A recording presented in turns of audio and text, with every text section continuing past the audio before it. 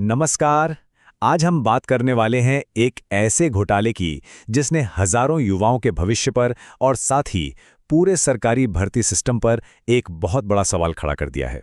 चले इस पूरी बात को एक सीधे से सवाल से शुरू करते हैं।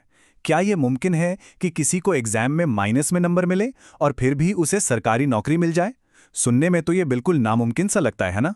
लेकिन यकीन मानिए ये सच है। राजस्थान में ठीक ऐसा ही हुआ है और यही एक सच इस पूरे घोटाले की जड़ है।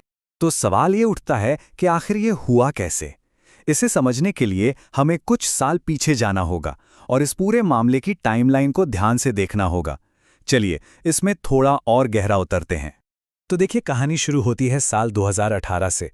राजस्थान कर्मचारी चयन बोर्ड, जिसे हम RSSB भी कहते हैं, कई बड़ी भर्तियां निकालता है और OMR शीट की स्कैनिंग का जो सबसे ज़रूरी काम था वो एक प्राइवेट एजेंसी को दे दिया जाता है। 2019 और 2020 में जब रिजल्ट्स आए तो कुछ लोगों ने अजीब तरह के सिलेक्शन पर सवाल उठाए, पर उनकी आवाज़ को अनसुना कर दिया गया। 2022 तक अंदर ही अंदर गड़बड़ी की बातें तो चल रही थीं, लेकिन मामला कभी खुलकर सामने नहीं आया। असली मोड़ आया 2023 में, जब ये हैरान करने वाली बात पता चली कि माइनस मार्क्स वाले कैंडिडेट्स को भी नौकरी मिल गई है। इसके बाद 2024 में सरकार ने मामले की गंभीरता को समझा और जांच राजस्थान पुलिस के स्पेशल ऑपरेशंस ग्रुप यानी SOG को सौंप दी। और फिर इसी साल SOG ने गिरफ्तारियां करके इस पूरे डिजिटल घोटाले का पर्दाफाश कर दिया। अब सबसे बड़ा सवाल, आखिर ये डिजिटल फ्रॉड किया कैसे गया? इसका तरीका जितना आसान है उतना ही हैरान करने वाला भी है। देखिए, ये पूरा खेल 3 स्टेप्स में हुआ। पहला, कैंडिडेट्स ने अपनी असली OMR शीट एग्जाम के बाद जमा की।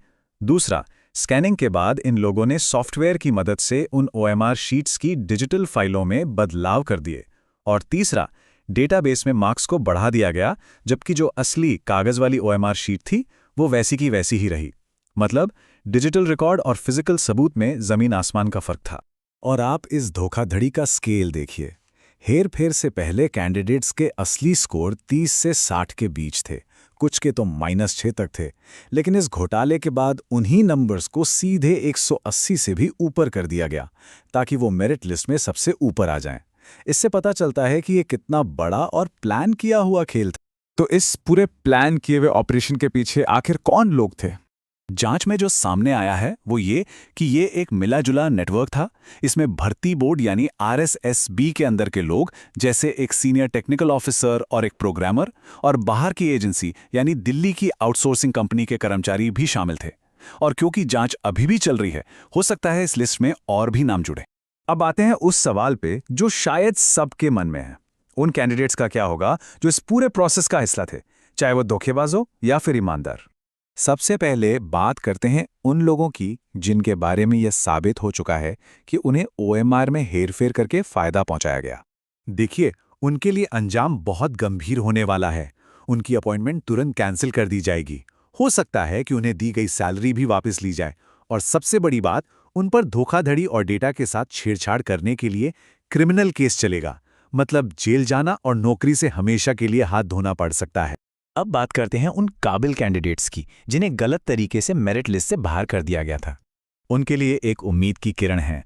जो लोग पहले से नौकरी कर रहे हैं वो सेफ रहेंगे। एक नई सुधरी हुई मेरिट लिस्ट बनेगी जिससे उन कैंडिडेट्स को नौकरी का मौका मिलेगा जो पहले बाहर हो गए थे। और तो और, अगर कोर्ट आदेश देती है तो उन्हें पिछली तारीख से फायदे भी मिल सकते हैं। ये टेबल पूरी सिचुएशन को बहुत आसानी से समझाती है। जिनका सिलेक्शन फर्जी तरीके से हुआ उनकी नौकरी जाएगी और केस चलेगा। जिन पर शक है उनकी जांच होगी। ईमानदार कैंडिडेट्स को इंसाफ मिलेगा। और अगर ये पाया गया कि पूरी परीक्षा ही धांधली से भरी थी तो रिजल्ट दोबारा आ सकता है या फिर से एग्जाम भी हो सकता है। पर देखिए, इस एक घोटाले का असर सिर्फ उम्मीदवारों तक ही नहीं है। इसने पूरे सरकारी भर्ती के सिस्टम पर ही बुनियादी सवाल खड़े कर दिए हैं। सबसे बड़ा झटका तो भरोसे को लगा है।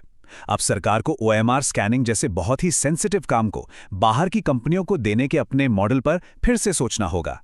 हो सकता है भविष्य में कंप्यूटर पर आधारित टेस्ट ज्यादा हों और भर्ती प्रक्रिया की और भी सख्ती से ऑडिटिंग करने की मांग भी बढ़ गई है। तो आखिर में यह हमें एक बहुत बड़े सवाल के साथ छोड़ जाता है। सरकारी भर्तियों के भविष्य के लिए हमें किस पर ज्यादा भरोसा करना चाहिए? टेक्नोलॉजी पर, जिसका गलत इस्तेमाल हो सकता है, या फिर इंसानी निगरानी पर, जिसकी अपनी कमियां हैं? ये घोटाला दिखाता है कि असली जवाब शायद इन दोनों के बीच एक सही बैलेंस बनाने में ही छिपा है।